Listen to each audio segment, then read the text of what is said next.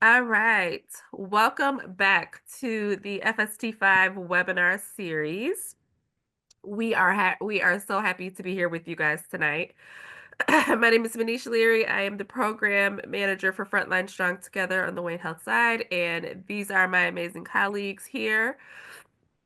Kobe will be my co-host and moderator today. Everyone who logs in to our webinar series as often as we have them knows that Kobe is my co-host, so he's going to take over today because I am a little under the weather. But before we do, I want to thank you guys all for showing up and being a part of webinar one of the suicide prevention and intervention. And today we are focusing on the aftermath of a post-suicide. How do we talk to our fellow first responders? How do we talk to family members? And how do we help each other through the aftermath of losing someone who has died by suicide? Okay. I'm gonna take let Kobe take it over and introduce our crew, and then we're gonna start with a short video clip. Kobe, go ahead. Awesome. Thanks, Manisha. As she said, I'm Kobe Taylor, and I'm one of the co-hosts for our webinars. I am also a Frontline Strong peer and one of our presidents for our peer support team up north and a career firefighter. I'm going to let everyone kind of introduce themselves when I call on them, but Ashley, go ahead. I'm Ashley. I've been an EMT for 8 or 9 years. I keep forgetting to actually do the math to figure it out. But I am also a clinician. I just got my master's in social work. Awesome. Congratulations. Congrats. Mike? Thank you. Mike Matter. I've been doing fire for almost 20 years. I've been doing EMS for around 23 years. I have been doing peer support for probably the past 6 or 7 years. Helped start the team at my department and working with Frontline Strong also as a peer and a trainer, and also one of the instructors for the suicide RIT training. So Doing awesome work. Susan? I am Susan Andery. I live in Marquette, Michigan. I've been doing EMS for 16 years with UP Health Systems Marquette for 11 or 15, sorry. One of the coordinators for the peer support team up here and with Christy, and also a Frontline Strong peer. Excellent. And Christy, take us home. Hello, I'm also from Marquette, Michigan, and as Susan said, one of the coordinators of our local CISM team and a Frontline Strong peer. I've been a first responder in one aspect for another for over 30 years, retired as a dispatcher after 25. Thank you. And as Manisha said, we're going to play a little clip, but as we go through this, just be interactive with us, make it fun, ask any questions you have, and we'll do our best to answer them. We got a lot of people that specialize in this. So if you got some questions, we already got a question. What you got, Sarah? Oh, uh-oh. Maybe after the clip.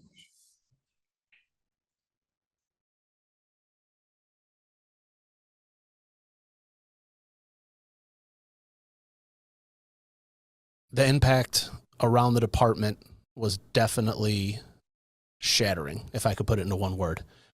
Everybody that knew Chris, every wake, every funeral you go to, you hear, oh, he's such a great guy. But, you know, Chris really lit up that department. He was one of those guys that would always joke, would always have a smile on his face. If you didn't have a smile, he would make sure that he tried to put one on. In this line of work, law enforcement especially, people have egos, people have attitudes and cliques, and it's very hard to make it through a 25-year career without someone not liking you. And I personally don't believe anybody disliked Chris. He was just that type of person. So for that to happen, you know, personally, I took it extremely hard. It took me a long time to get through. I'm not going to say get over, but get through.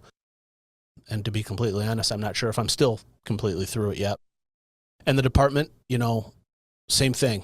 A lot of people were affected from, you know, people who knew Chris, worked with Chris, got hired in with Chris, were subordinates to Chris, just to the people that saw him on a day-to-day basis.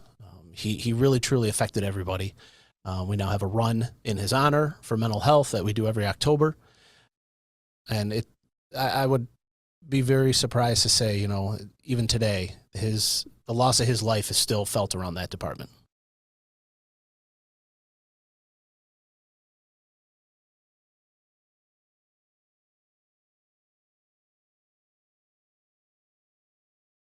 Every first responding profession has that stigma of reaching out for help.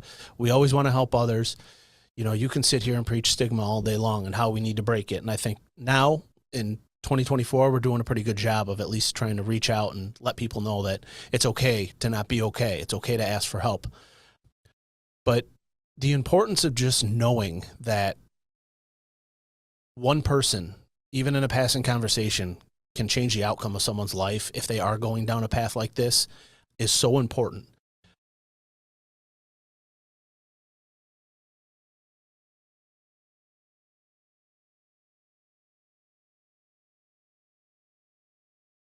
I told myself after Chris died that I would never not have that hard conversation again. Whether I felt it, whether someone addressed me, said, hey, check in on our buddy, check on this guy and this girl on nights. I made sure that I promised myself for Chris that I would never not ask those hard questions. Because just speaking from a police officer's perspective, you chase the bad guy in the alley, you kick in the door on the search warrant. That's light work. That's easy stuff. But really to address your coworkers and your friends that are going through, whether it's a mental health crisis or something personal in their lives, that's the hardest part for us to address as people, because we are type A, because we want to help others, but we don't want to help ourselves sometimes.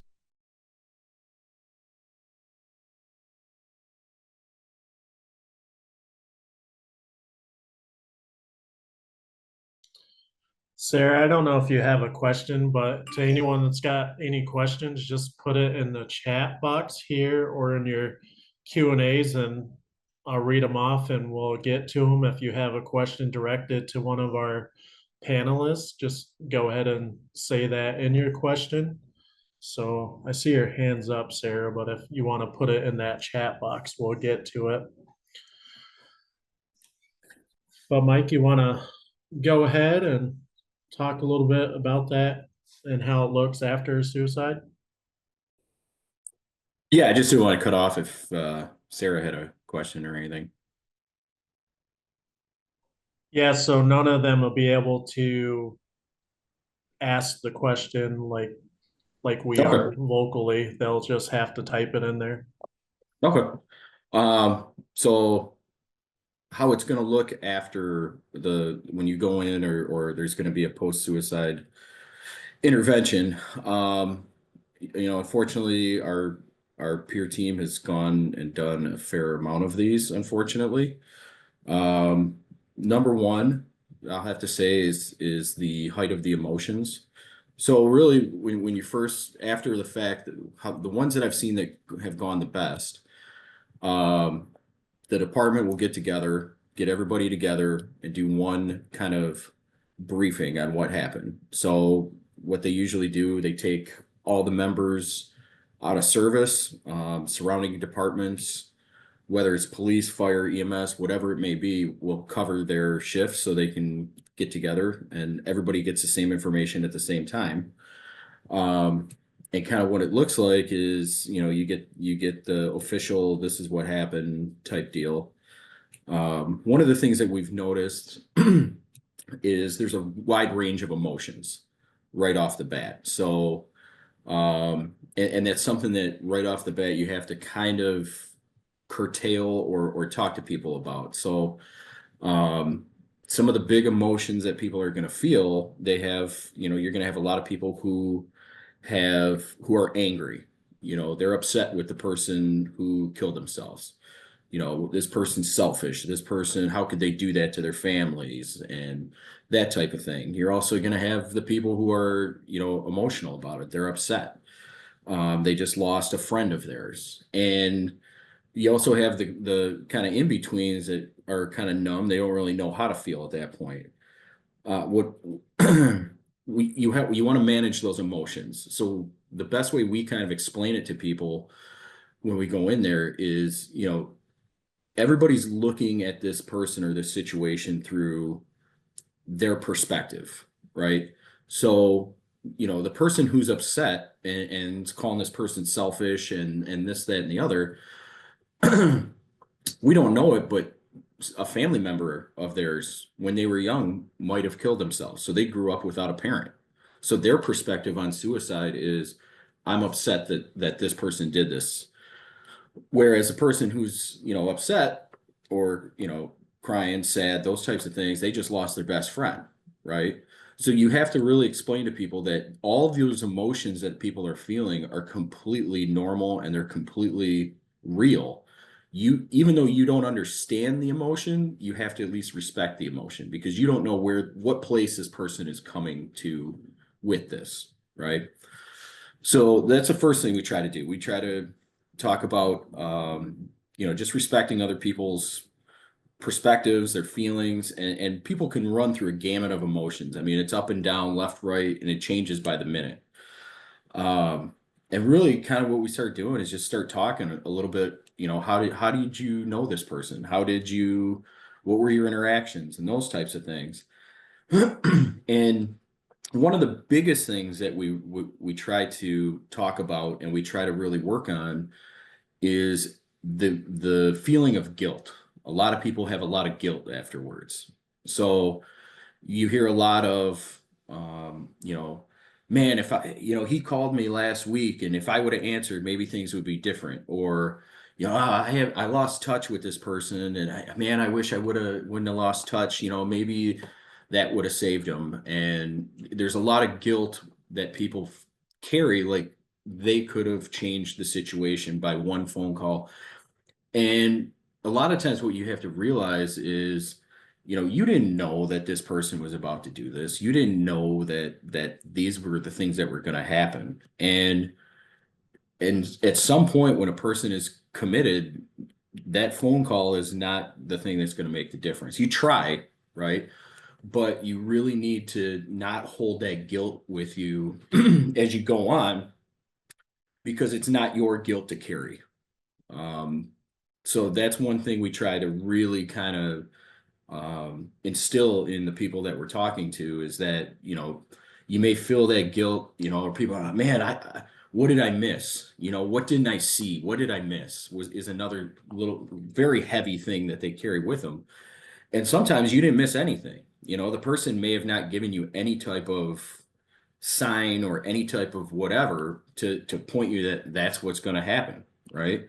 So we really just try to manage those not the expectations, but the emotions that go along with it, and really kind of give a roadmap of how you're going to react in the next, day, week, month, year. And that's kind of the one side of it. That's kind of the coworker side of it. Obviously, talking to the family is a lot harder. Talking to the family is 10 times harder. They just lost a loved one.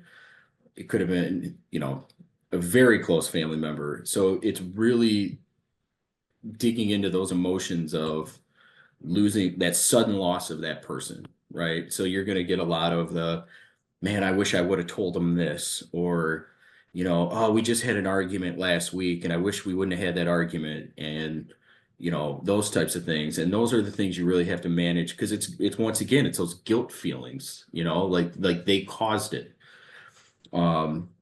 So it's really a lot of that, and it's a lot of follow-up. The initial incident is traumatic in itself, but we like to tell them the funeral is the second trauma, because the second trauma is going to the funeral and seeing the person at the funeral and makes it real. It makes that final kind of this is it type deal.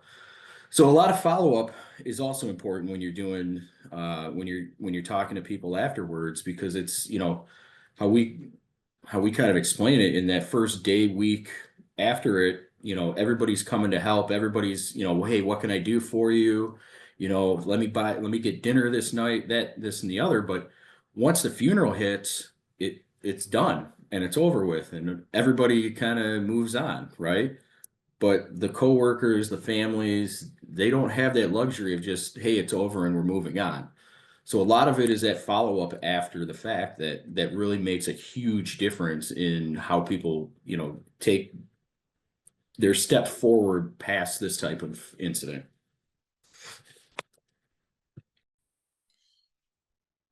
Yeah, I think I want to piggyback on some of that, especially if we got any commanding officers in here, is the importance of taking your crew out of service is key. It's very huge, and depending on your area, if you need help on how that looks like and assistance getting your rigs covered, reach out to any one of us and we'll help you. We have a lot of connections. The other thing I kind of want to touch on that, Mike, is my experience. We've only had, well, I say only, which is sad to say, but 4 up here where we had to go in and do them. One I was involved with in 2017, but you really start to see the reckless behavior after these incidents with your coworkers, especially if they were already kind of struggling before this. Losing a coworker to something like this is just traumatic. I mean, you will always hear them say that's not how we're supposed to go out, and you'll just start seeing that spiral with guys and girls that are really close to that coworker that start to, they're drinking together and they're just doing things they normally wouldn't do, and this could take years after. Said it's 2017 was ours, and there's still guys doing things that are just not normal, not their normal behavior. That's something we definitely should keep an eye on, as Mike said, with that follow up. And just a statistic from National Institute of Health, someone that experienced someone that they're close with that commits suicide is 1.6 times more likely to have those thoughts. And we see that, and we're always worried about secondary exposure. In Florida, lost 3 within weeks of each other. So it's another thing we should definitely watch out for.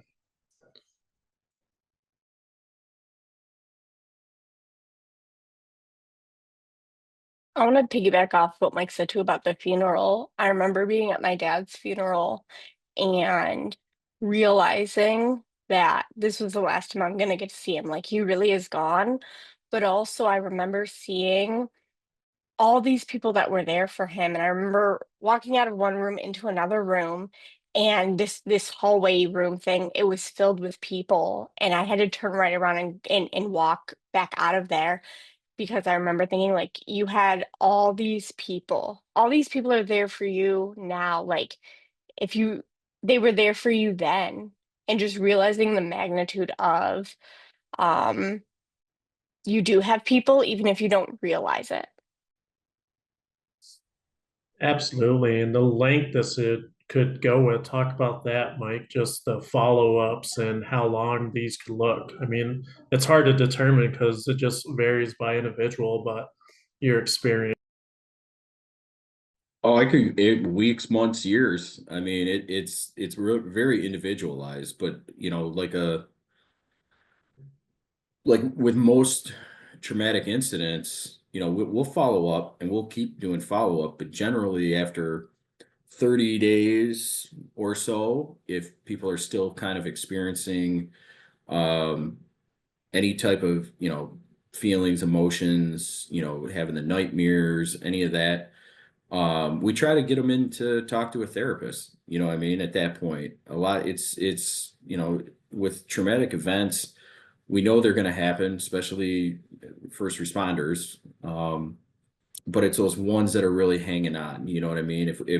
If I'm following up with somebody and a month later we're still talking about the same things we're talking about after a day or two afterwards, that tells me that it needs to go past peer support, right? I'm not leaving them as a peer, right?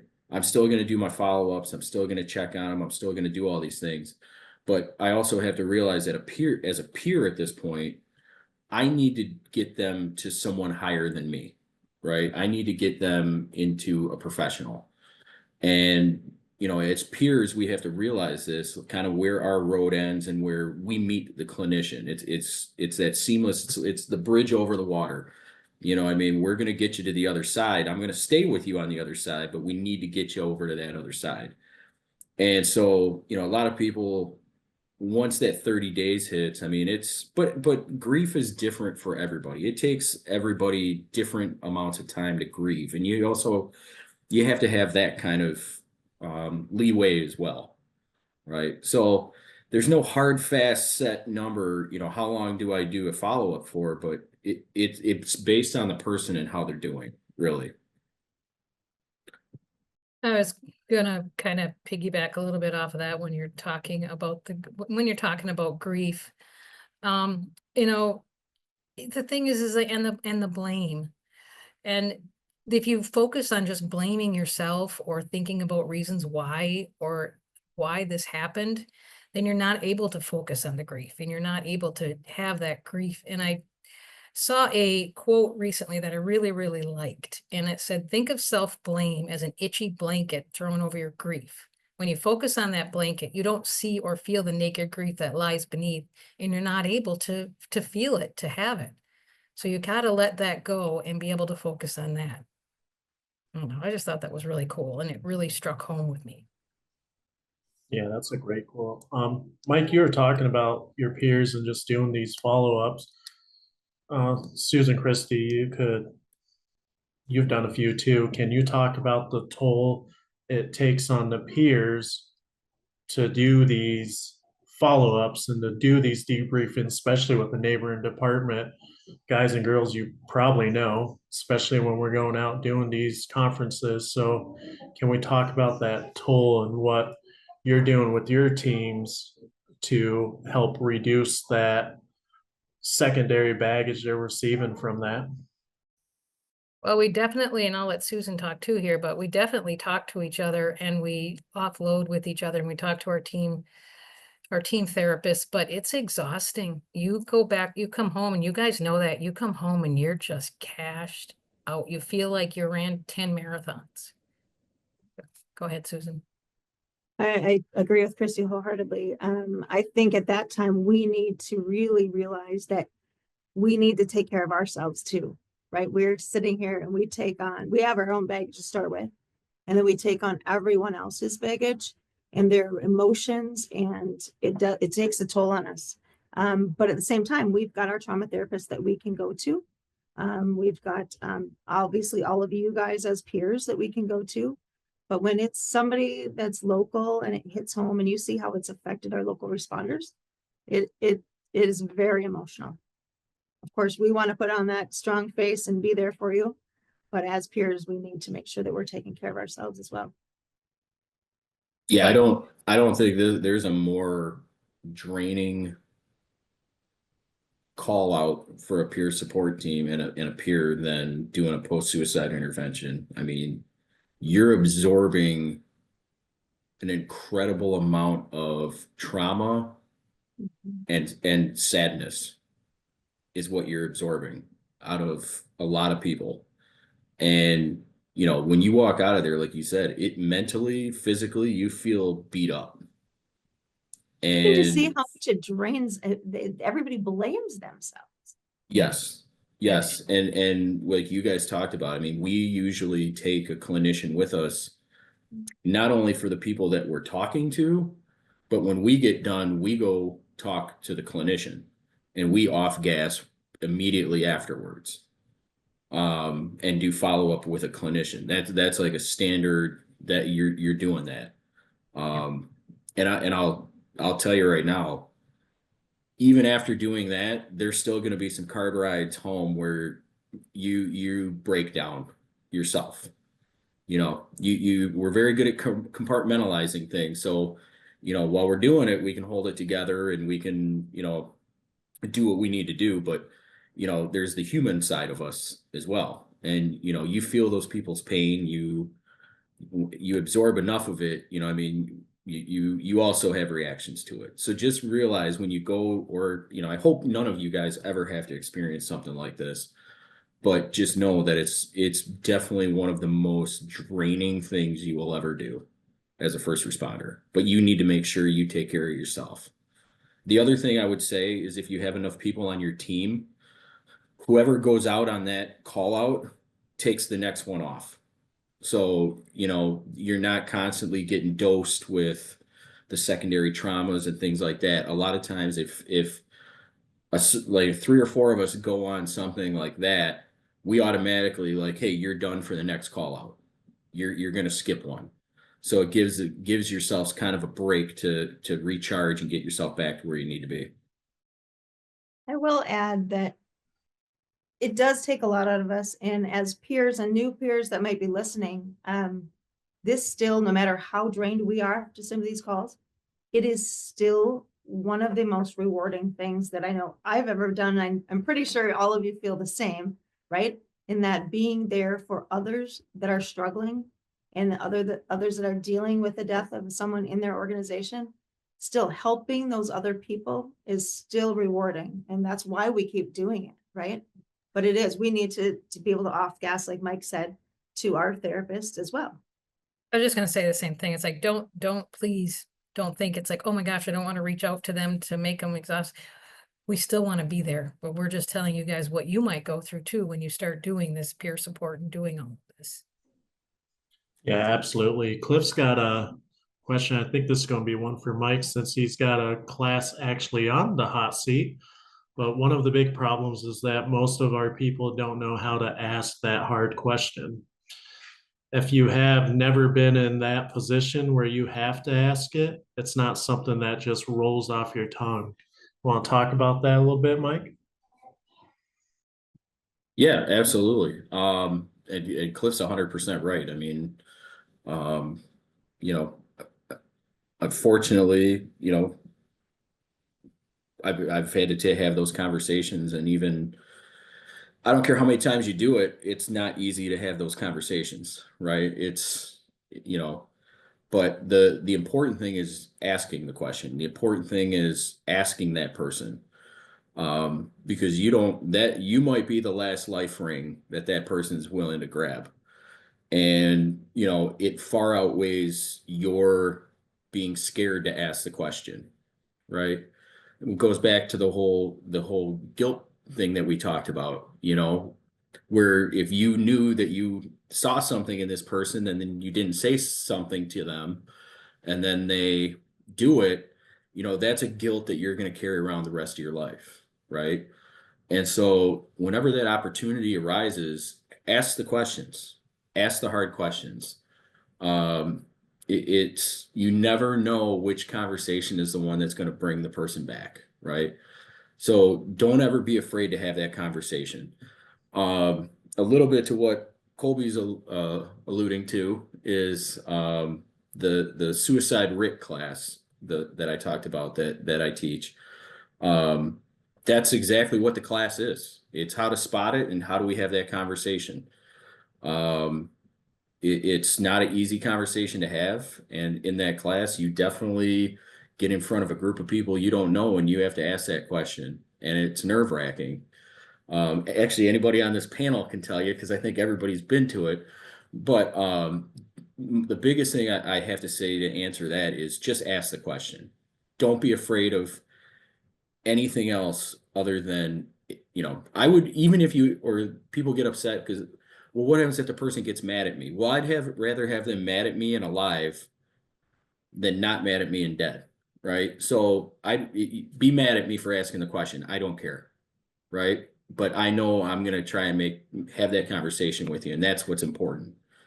So yes, you're right. Don't ever. It's a hard conversation to have. I'm not gonna BS here, but definitely always have that conversation. Always ask that question, no matter how hard it is.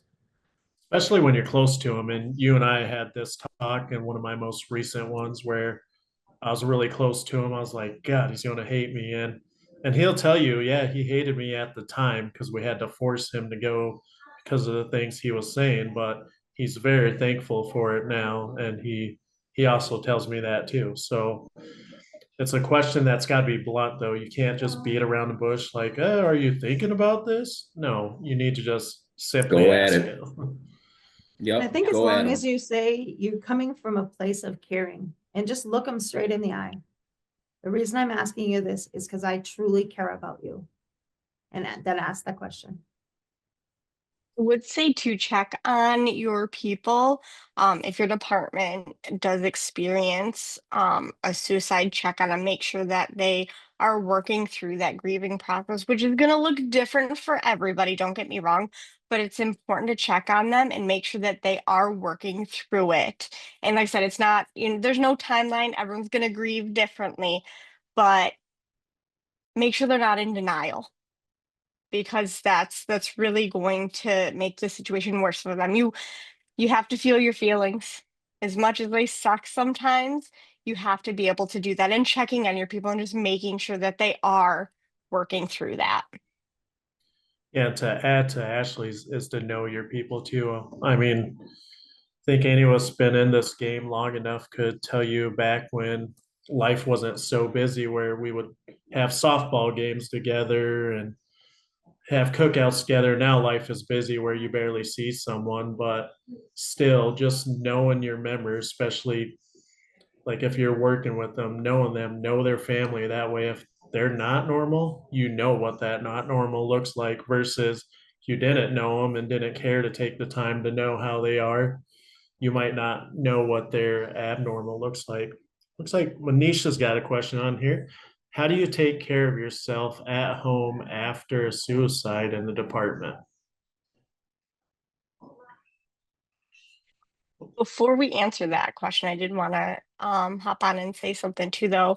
Um, give the people that were close to them, give them a chance to talk about them.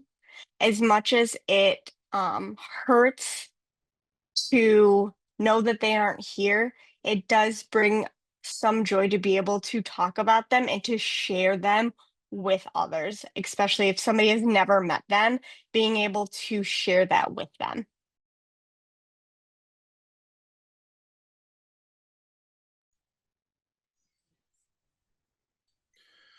Manisha, is your question more towards when we're doing a debriefing or if we have experienced a suicide in our own department?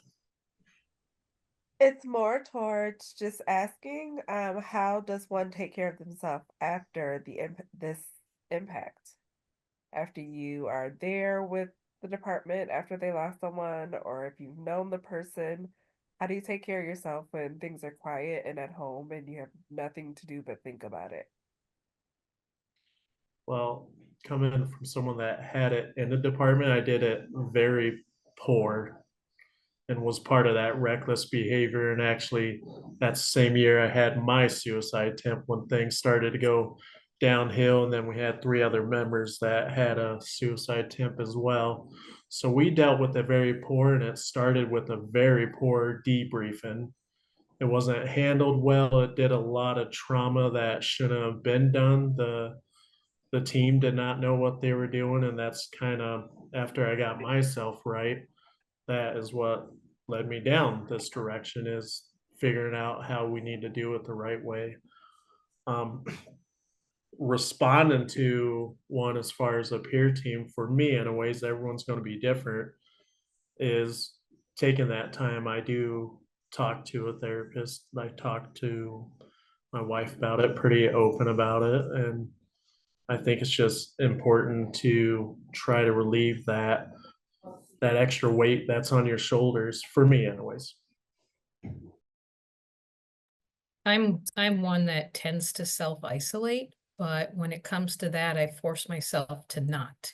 And when after the suicides that we dealt with in the past year, half a year, or few months there, it was definitely reach out and talk to others that can understand, that have been there, whether it be like Susan or one of our other members. And I know we said that, but it's something that you absolutely have to do. And make a therapy appointment, things like that. Be cognizant of what you're feeling and what you're doing. And when it was just home, when I was finally home and had to be by myself, I took a hot bath and I watched something funny. Something the stupidest funny show that I could find, Righteous Gemstones. So, Great show. yes. I think. Yeah, I think you it's can- kind oh, sorry, go ahead, Susan. I'll talk That's after okay. you. I just think that if you can, it's amazing what you can get done around your house when you're trying not to think about shit, really. Or, get involved in the exercise or go and play a sport that you like, or just try to put your focus on something else. Or whether it's an audiobook or something, but just to try to take your mind completely into another place. Kind of like I am with my background right now. I am sitting on a beach, maybe with a pina colada in my hand, not trying to think about, other things. But I think you just have to take yourself to whatever place it is that makes you happy. Yeah, I think, just piggyback off of what all you guys are talking about. I think it's imperative that you better than anyone else, right? We all have our things that we know bring us back to center. And I think it's imperative, number one, I don't care if you're responding to it or, it's your family member or if it's a coworker, number one is go talk to somebody. Therapy and therapists are your best tool in your toolbox for any type of situation like this. There is nothing, the all of us on here have preached it and we practice it religiously, and so that's what I would tell number one. Find people to talk to about it. And if you can't find a peer, find a clinician, right? That's number one. You got to talk about it. You got to get it off. You got to off gas it. You can't carry it around. Number two, it kind of goes back to that work-life balance talk. When I come home, I leave it at the door, right? I switch off peer support mic and I switch on dad mic, right? And that's where I find my relaxation is coming home, hanging out with my son, doing whatever. We could be playing video games, we could be watching TV, it doesn't matter, right? But you got to find that individual thing. You got to find that thing that brings you back to center. But talking about it, number one, absolute, got to do it. And there's no shame in going to see a therapist. There's no shame in going to do therapy for it. Sitting here listening to us, we're the ones who talk to people about this stuff, and then we go see a therapist, right? So if we're going to see a therapist, there should be nothing wrong with you going to see a therapist, because we practice what we preach, and we've seen, and I'm not going to talk about other people here, but I know for a fact I went down all the wrong roads before I found the right one. I stepped on all the landmines before I found the path through. So at least for me, I found all the wrong ways to deal with things, and now I found the right way. And I'm telling you, the right way is a lot easier and saves you a lot of stress, a lot of heartache, a lot of stuff. So just go talk to somebody, find that path, do the things you normally do. That's kind of my take on it. Sarah's got a question on here. I am a therapist embedded with a police department, and then I am able to do EMD, shorter version of EMDR, a type of trauma treatment for debriefings. Officers have found this to be very beneficial after a critical incident. I just wanted to share this.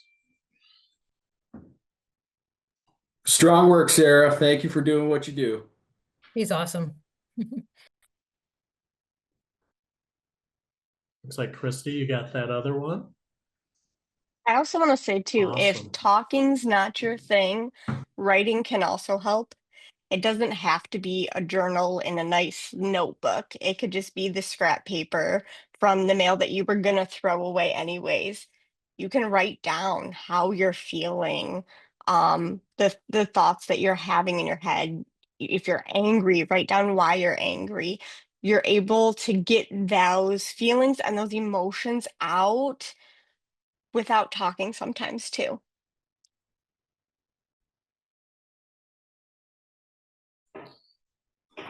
Another thing when we talk about post-suicide is we typically just handle the first responders, but we really need to think about those spouses as well, because a lot of times we're always like, oh, you're our family too, but then when that happens, we tend to forget one. I kind of want to take us back to 2022. That's, you guys remember, some of you on here is probably going to hear this for the first time if you haven't been seeing our pages, but 2022 is when the first year we broke records. That's the first year we had eight. And I want to share this because she gave me permission to share this. And it's sad to put a number on him. He was out of the Kent County area, but he was our number 8 for 2022. And she was blamed for a lot of it, but yet before his death, she was part of that family, right? You're our family. But once that happened, like she was kind of left behind, and our team picked her up, which is 2 hours away. So here's her post that she shared with me, and it kind of brings home we should take care of their family as well, just like we tell them when they're with us. It says, you weren't supposed to leave us. We were supposed to spend our life together, get married, and grow our family. But that vision, that dream has been shredded. I have so many emotions going on inside that I feel numb to the world around me. I miss you so much, my love, more than you or anyone else will ever know. I hope you found your peace now and that all the pain is finally over. I just don't know how to do life without you. I love you so much. My heart aches as every second that goes by since you've been gone. You're the most amazing man, father, and friend. You are so deeply missed. And that one just hits home because that was our worst year, our first one, and um, she was completely.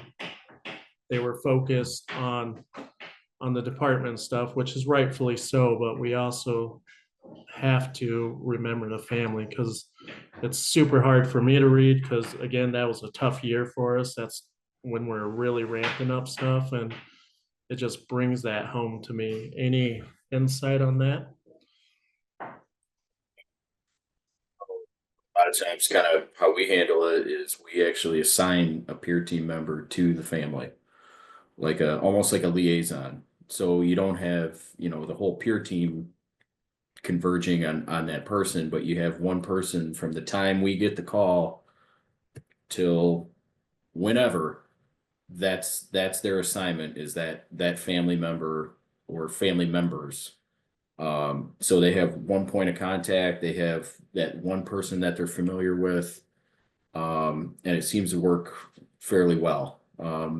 Some families want to, have their own personal therapists, that they want to talk to and do stuff with, which is fine, right?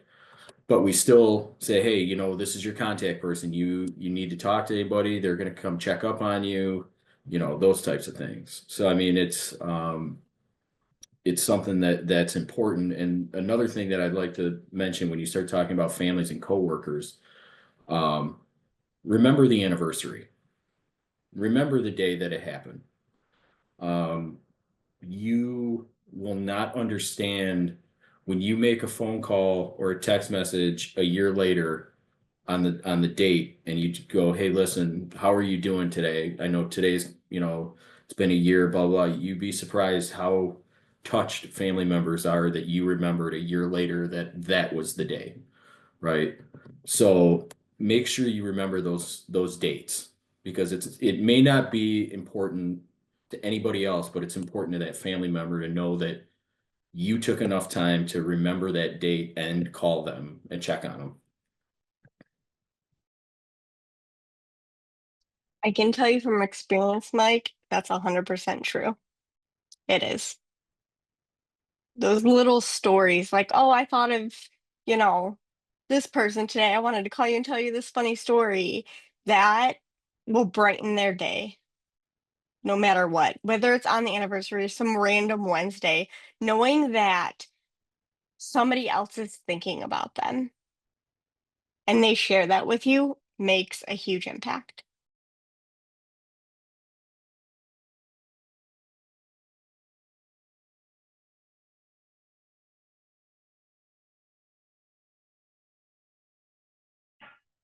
What? Sorry, when I say a squirrel sidetracked me, it's literally a turkey crossing the yard. Sorry. um, one of the things I want to touch on when we talk about post suicide is, and it's one of the things I do when I go in there for debriefings, is talking about that social media. It is terrible. You're going to get some terrible comments on there, especially if it's known and it's on like Facebook's Up North Live. There are going to be terrible comments on there. And then if it's not known, you're going to get people speculating, right? Oh, 23 died unexpectedly at home. They're going to be jumping to conclusions, and we're just as bad as we're looking at those comments and we're getting pissed when we're reading them. So that's a huge piece I think is important to talk about and just warn them about it. You're not going to keep them off of it because that's just impossible. They're going to be on TikTok and stuff, but at least warn them that they're going to be seeing some nasty comments on there. And for our situation, I mean, we had media actually knocking on doors because the individual is well known. So you got to warn them about that because that's going to be traumatizing for them.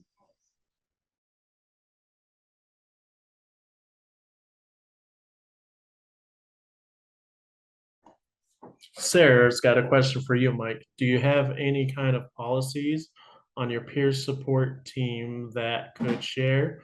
Great question. For example, the peer liaison role.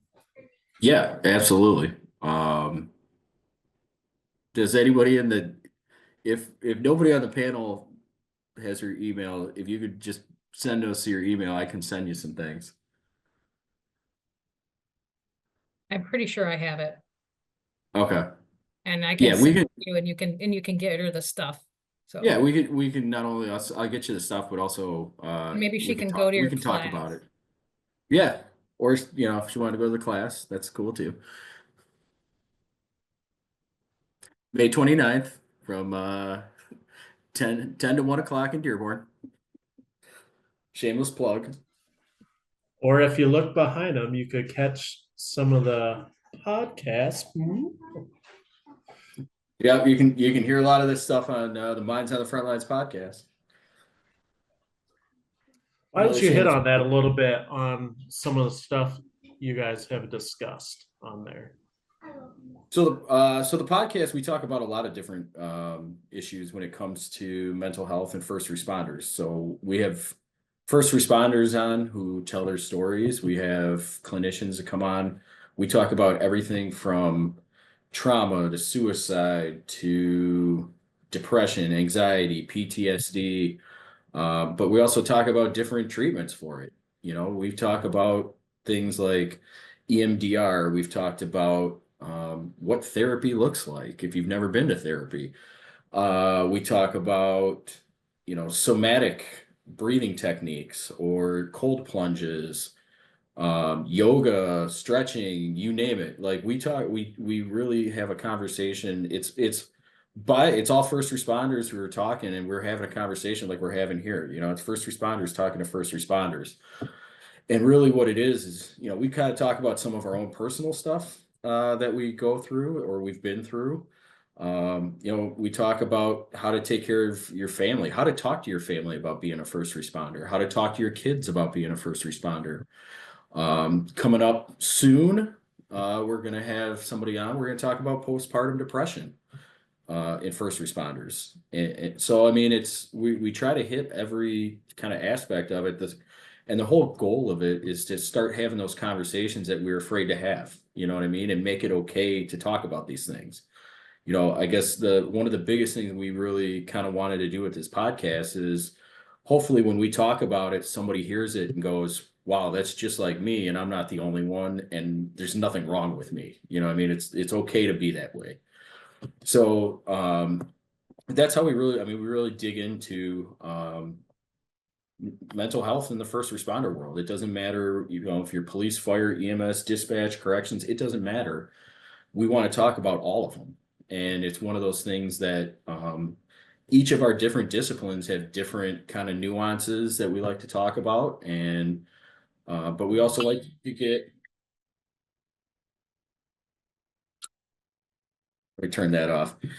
We also like to get a perspective from clinicians as well. So kind of the how, why things work to get a better understanding. So, you can check us out on any, wherever you get your podcasts, like, subscribe, share, And don't forget Colby's webinars. They're pretty good too. Just like this. I don't have thing behind me, dang it. We need that, Manisha. We probably do need one of those. Manisha, if you're feeling up to it, you want to talk about post-suicide from a clinical standpoint? Yes, yep. Let me talk about that shortly. But I did have a question. I was recently talking to a 911 dispatcher. Actually, in the Southeast Michigan area, we had a first responder, was police officer, who called the dispatch and informed the dispatch of what they were about to do. And I heard from that same dispatcher that that was pretty frequent. And so I know we have Ryan and Christy on, and a lot of people don't know that our dispatchers are really our first responders. So from the dispatch side of things, how do you guys handle when you get that kind of a call or that kind of personal connection to a department in your community of someone who is just trying to make plans for themselves to know that someone will be able to find them or notify their families after they've made this decision? You're talking about after they've completed? Or even before the process, because this person said that the person called and was letting them know that they were going to do it. And then they actually did complete it. But that dispatcher, not only taking the call, knowing the person and living in the community, did not have an opportunity to kind of grieve in the same space as everyone else.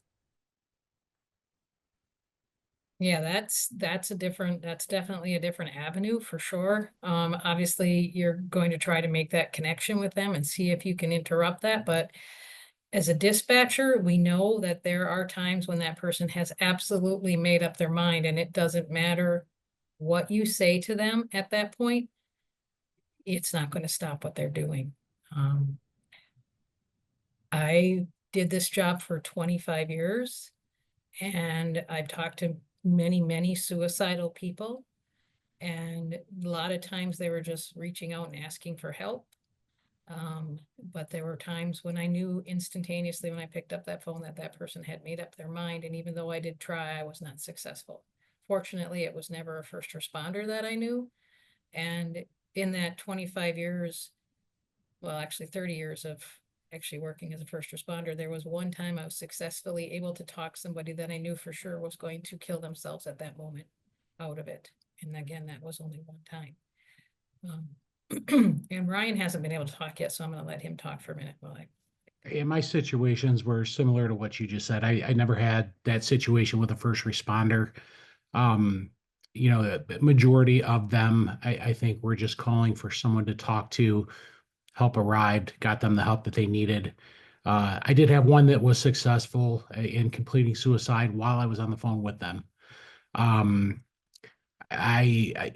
It had an effect on me, but after it was all said and done, there was absolutely nothing that I could have done. He had his mind made up. He was going to do it regardless. I don't think there was anything that anybody could have said to prevent it. So, hard to deal with, but there was nothing I could have done. Yeah, I think as a peer team responding to that, when we're doing those debriefings, it is so important to include the dispatchers. 100% important to get them there. Even if you're talking to the dispatcher director to get them coverage, they don't like to be put on spot. So if you put them on the spot, they're typically going to try to get them coverage. For our case last year, both those dispatchers ended up quitting because it was a first responder. They knew them; it was too much for them, and um, they just couldn't deal with it. And I mean, one of them, the silence is what got them, and figuring out what that silence was because the phone immediately went silent, and that was actually from the gunshot because it was so loud that the phone didn't pick it up. It was just straight silence. So it's something they couldn't forget, and that's even when they decide to stop doing this as a peer team, we still need to be there for them and help them get that support. Yeah, if it's ever that is ever the situation, then it should be instantaneous. Somebody needs to be in and getting that dispatcher absolutely out of there, because it's hard enough when it's somebody that you don't know. Hearing that person and their life, or knowing that that's what they did. Yeah, that would be the instantaneous response, is to get somebody in there and get them out of there and get them some help for sure. That's one of the first things I did when I promoted to supervisor. If one of my dispatchers had any kind of critical incident, if they were on the radio, they were on the phones, I pulled them. You know, even if I had to jump in and take over, I pulled them to get them out of there, get away from that environment, decompress. You know, if they needed additional help, we would get it and it would be addressed. Yeah. And we would, as a dispatcher, you would hear, the person would say, listen, I'm sorry that you're the one that has to take this phone call, but I just don't want my body to sit here for very long. And they would sometimes give you their address and hopefully hang up the phone, but not always. Thanks for asking that, Manisha. Not a lot of people think of the dispatchers. Yeah, they don't. And it's important that we keep in mind what all of our disciplines may go through, and how suicide affects everyone. Who knows that person? So, on the clinician side of opposed suicide, I would say the most important thing that I would want to make sure that people understand is that every emotion is valid. Often I'll see people and they'll say, I feel guilty for being angry, or I feel, and no one else seems to be angry, or I feel guilty for being annoyed or frustrated, or any of those kind of emotions that we kind of attach with like something is negative, when most people that are grieving maybe sad or crying and doing these things. For a lot of first responders, they express their emotions in a lot of different ways, and so anger is probably the one that I see the most. And then I find that that person is angry with themselves for being angry and not understanding what that underlying emotion is. And so I think from a clinician side is being able to express your feelings and talking about them as soon as you possibly can. Um, and then also know that there's no time frame for this. Since working with first responders, I learned that a lot of first responders look to each other as the gauge of how quickly you should be over something or if something should bother you. So I'll get a lot of these situations where people will say, well, it doesn't look like anyone else on the team was bothered by that call, so I feel like I shouldn't be bothered by that call. Or everyone else, we arrived to the suicide and people were okay. They were joking afterwards and things like this. But for me, I can't get it together. Like, I feel like I want to throw up or I want to cry. And there's no right or wrong way of doing this. Everyone's different. The what affects you one day may not affect you the next day. Um, what affects you today, 5 years from now, that may be different. So I want people to understand that how you feel is going to be your own gauge, your own internal gauge for your grief process and your healing process and how you get through that. And everyone does it differently. Again, some people talk about the person they lost afterwards, and they want to honor that memory. And some people would rather not do that. Some people would rather just have internal memories or not be a part of bigger celebrations because of the sadness is too hard for them. And that's okay. It's all okay. So I think it's just important that everyone understand that processing is the important part.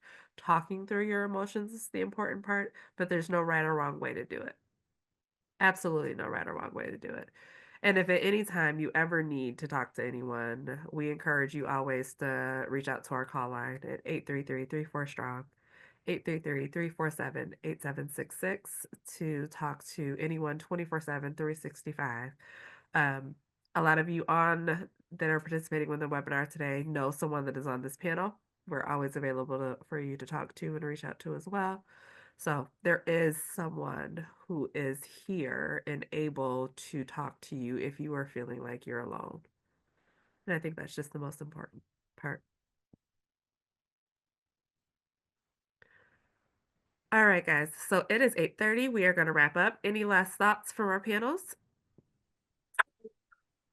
Number one, Sarah, if you can put your email in here, I will send you what I have and get together with you. If you could shoot your email in here. Yeah, I thought I had it, but I can't find it, so please do. Yeah, so you can just put it in there. That'd be awesome. And then if you guys have any questions, now we'll be more than happy to ask any questions. We obviously you could tell we love having this conversation and having an open dialogue. So if you guys got any questions about it, now's the time. We're rip and ready to go. I also want to thank everybody for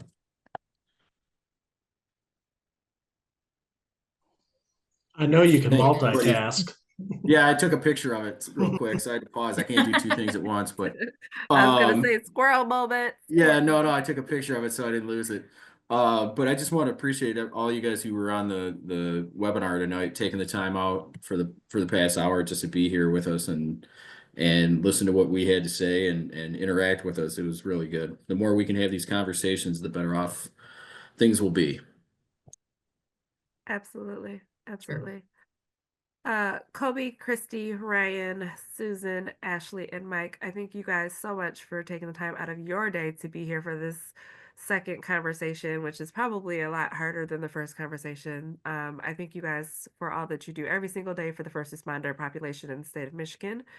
And our goal is just to make sure that we are helping people become healthier first responders, their families to become healthy, and to make sure that we are having lasting careers that truly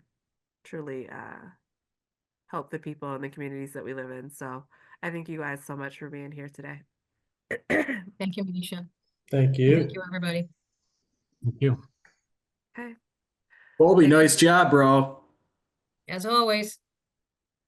This was more Manisha. Oh, nice I job. didn't Ryan, do quiet down anything. over there. You did it all yourself, Kobe. Kudos to you and your beautiful Clark Kent glasses.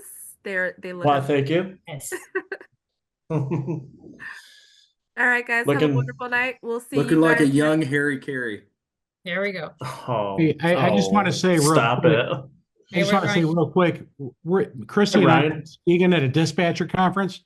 Dispatchers even know who Kobe Taylor is in the state of Michigan. Whoa! Yes, they do. Everybody Oh knows. my goodness, Kobe, False. you're a celebrity. Big timer. Oh, we had people No. walking up that Kobe Taylor. We're Big gonna have to time. get his signature now before he gets Famous. too famous. Don't be Oh, And then yeah. we'll have to pay Yeah. for it. I Kick knew him rocks. before he was famous. That's right. This guy did. Yep. You guys are amazing. He knew I me thank when you I was guys a so slum. we were slumming Wait, it I together. thought you bro. still were. I am 100%. Good. Keep We're it that looking way. good for the 29th, folks. We got 113 registered. So Oh, awesome. Oh, that is awesome number. yeah. Amazing. Amazing. Mhm. You guys are rock stars. Enjoy the rest of your night. Have a good night. So much, team. Bye-bye. Bye-bye. Bye.